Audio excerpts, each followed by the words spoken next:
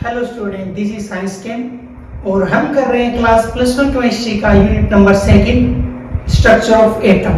और आज का हमारा टॉपिक रहने वाला है हाइजेनबर्ग अनसर्टेनिटी प्रिंसिपल। अब क्या है इस प्रिंसिपल में देखते हैं। इसके अकॉर्डिंग अगर कोई भी माइक्रोस्कोपिक मूविंग बॉडी है तो उसमें हम उस बॉडी का मोमेंटम और पोजीशन दोनों कभी भी एक साथ फाइंड आउट नहीं कर सकते। यानी for a moving microscopic body और particle we not find simultaneously their position and momentum with absolute accuracy. यानी कि क्योंकि वो मोशन में है तो या तो हम एक टाइम पर मोमेंटम निकाल पाएंगे उसका एग्जैक्ट विदाउट एनी एरर, या हम निकाल पाएंगे उसका पोजीशन। क्लियर? लेकिन दोनों एक साथ नहीं निकाल सकते। दोनों निकालने की कोशिश करेंगे तो वहां पर एरर आ जाएगा। क्लियर? मोमेंटम को लेके अलग एरर होगा, पोजीशन को लेकर अलग होगा। तो देखते हैं क्या है।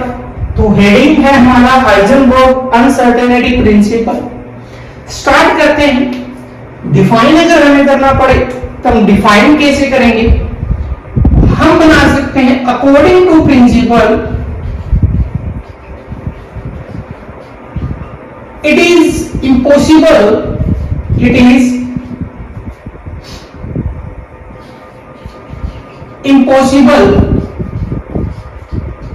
to find the simultaneously the position and momentum for a moving microscopic particle with absolute accuracy। Clear? यानी कि it is impossible to find out the simultaneously the position and momentum of a moving microscopic particle with absolute accuracy। दोनों एक साथ नहीं निकाल सकते, एक time पर एक ही प्रॉपर्टी निकाला जाएगा। यानी कि at a time only one quantity is find out. सिर्फ एक ही निकाल सकते हैं। या तो हम निकाल सकते हैं मोमेंटम, क्लियर, या हम निकाल सकते हैं पोजीशन। दोनों में से एक निकाला जा सकता है। दोनों एक साथ निकाले तो वहां पर आता है एरर। अब एरर को भी हम डिफाइन करेंगे। फॉर साइमल्टेनियसली एक साथ अगर निकाला तो क्या आएगा। Error is present. वहां पर क्या होगा, एरर होगा। अब कितना होगा एरर, कैसे बताया जाएगा। तो हम थोड़ा अज्यूम कर लेते हैं कि अगर जो पोजीशन है, क्या पोजीशन को अगर हमने x अज्यूम किया तो जो पोजीशन का एरर है उसको हम अज्यूम कर लेते हैं डेल्टा x।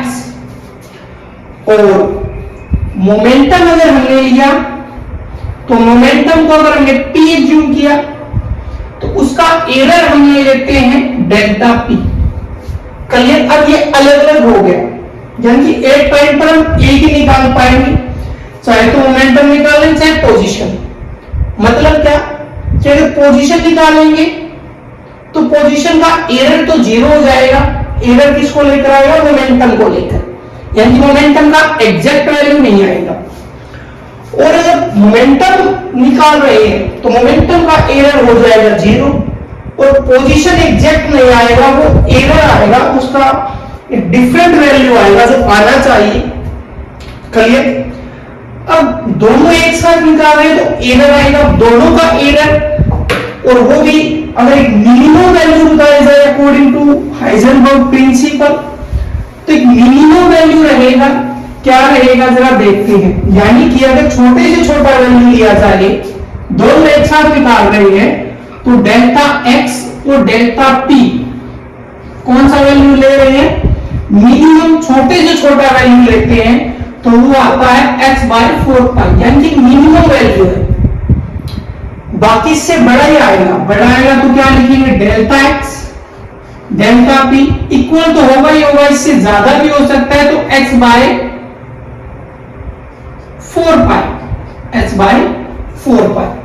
ये एरर रहेगा दोनों का।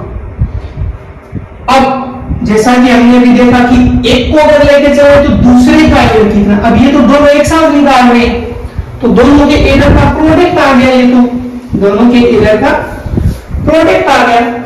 अब एग्जांपल के तौर पे मान लेते हैं कि हम क्या कर रहे हैं, वी फाइंड ओनली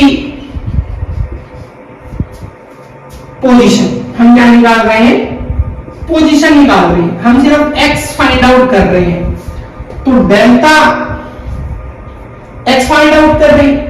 तो अब जरा देखिए